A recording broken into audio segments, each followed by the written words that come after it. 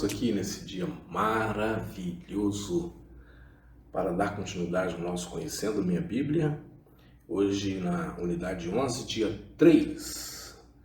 E de cara vamos à página 93 do nosso livro, Conhecendo Minha Bíblia, e nós vamos aqui tratar da questão do pecado de Moisés, a partir do versículo 7 de Números 20.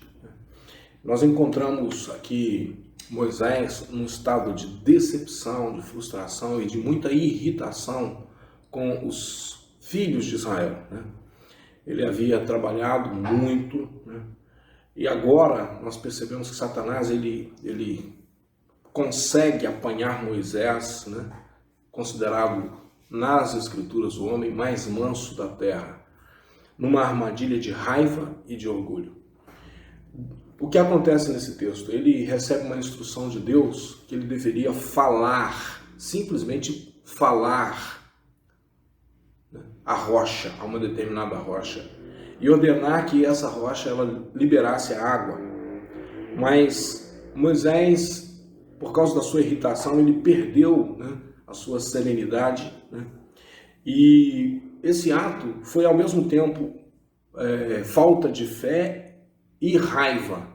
Então ele grita com o povo, desobedece ao Senhor e ele bate na rocha 2 vezes, no lugar de apenas dar à rocha uma ordem, né? Com uma única vez, como Deus havia ordenado. Era para ele falar uma única vez e a rocha verteria água.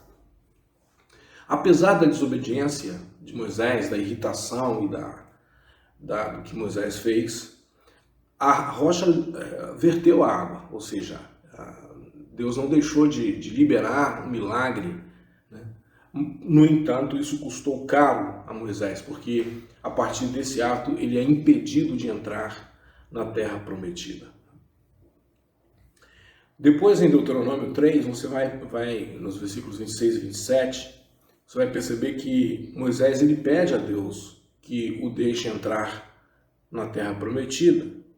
Mas ele recebe uma ordem, uma palavra de Deus, de que ele nem sequer voltasse a tocar nesse assunto novamente. E por que Deus foi tão duro com Moisés? A resposta está em 1 Coríntios 10, 4, onde está escrito que eles bebiam daquela rocha espiritual que ia com eles, e a rocha era Cristo. Aquela rocha ela tinha uma tipificação, né, exatamente espiritual, uma tipificação, né, de quem e de como Cristo seria para nós. Cristo é a nossa fonte de água viva, inclusive. O encontro que ele tem com a mulher samaritana, ele afirma exatamente isso. Se você conhecesse quem sou, o dom de Deus que fala contigo, você lhe pediria água e ele lhe daria água viva. Em outras passagens, o Senhor ele fala que aquele que nele cresce ia brotar de dentro dessa pessoa uma fonte de água viva, né, que jorraria para a vida eterna. Então Jesus é a nossa fonte de água viva. Ele é a nossa rocha que verte água. E nesse ato em que Moisés ele está de uma forma tão irada, e até de um certo ponto orgulhosa, desobedecendo a Deus, ele está, na verdade, ofendendo a Cristo, ofendendo esse tipo de Cristo, né, que essa água representava, né?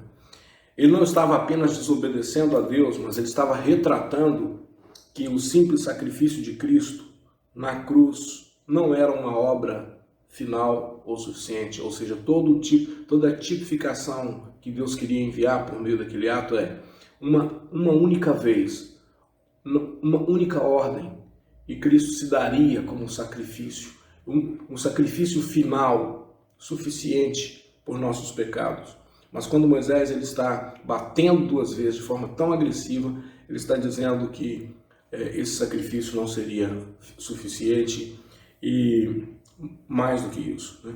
Em Hebreus capítulo 9, versículos 25 e 26, lemos que Cristo não se ofereceria novamente como se ele tivesse sofrer muitas vezes pelo nosso pecado. Pelo contrário, uma vez por todas, ele ofereceu agora quando os tempos estão chegando ao fim, para tirar os pecados por meio do sacrifício de si mesmo. Um sacrifício era suficiente, e o ato impensado de Moisés criou um símbolo de que Cristo teria que morrer mais de uma vez. Mais tarde, quando nós estudamos Hebreus, estudarmos lá no Novo Testamento, Hebreus, nós falaremos mais a respeito desse ato.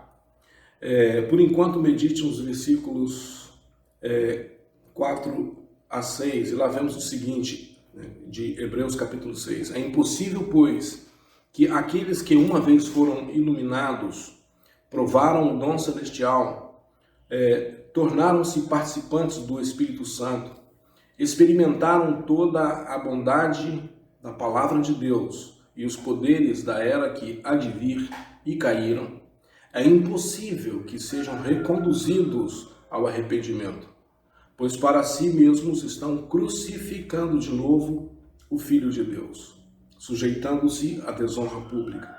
Essa verdade era tão crucial que custou a liderança e a vida de Moisés. Como Arão e Miriam, ele morreu sem entrar na terra que havia esperado por 40 anos. Que coisa triste, não é verdade, meus irmãos? Você lutar tanto por algo e no final você ter que transferir esse privilégio a outra pessoa. Também ainda no versículo 10 do capítulo 20 de Números, nós lemos que Moisés ele fez esse ato para exaltar-se a si mesmo. Não é muito parecido com aquilo que nós fazemos quando estamos fora de controle, em nossa frustração e raiva.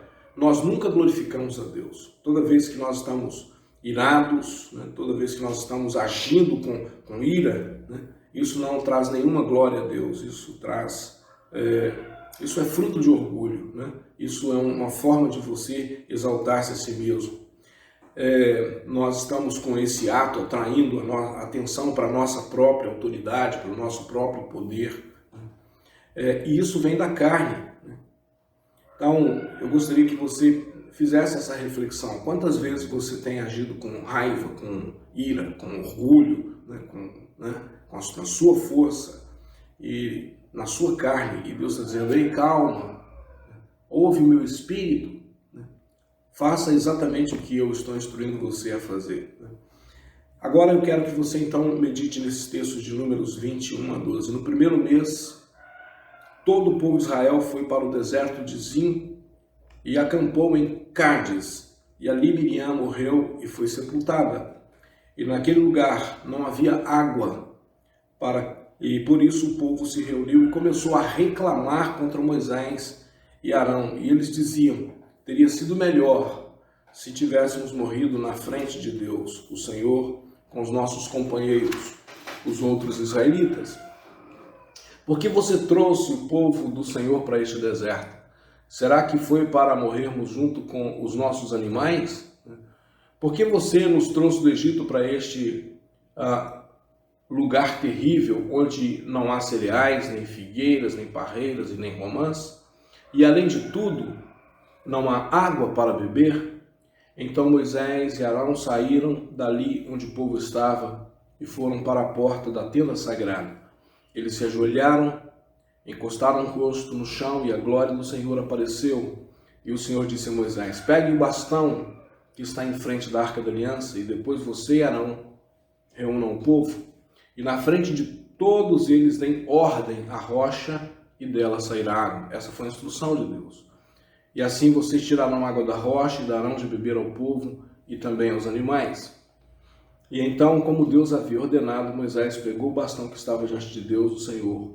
Moisés e Arão reuniram o povo em frente da rocha, e Moisés disse: agora escute, gente rebelde, será que vamos ter de fazer sair água dessa rocha para vocês? Ou seja, vejam como que Moisés ele atrai toda a atenção para si e para Arão. E Moisés levantou a mão, bateu na rocha 2 vezes com o bastão, e saiu muita água, e o povo e os animais beberam. Porém, o Senhor disse a Moisés e Arão: vocês não tiveram fé suficiente para fazer com que o povo de Israel reconhecesse o meu santo poder, e por isso vocês não vão levá-los para a terra que prometi dar a eles. Que coisa triste, meus irmãos. Nesse ato, né, duas pessoas perdem o privilégio que eles teriam de conduzir o povo à terra prometida por sua incredulidade, por sua arrogância e por sua ira. Então essas coisas não podem fazer parte da nossa vida. Que essa mensagem fique no seu coração. Em nome de Jesus, nos vemos amanhã.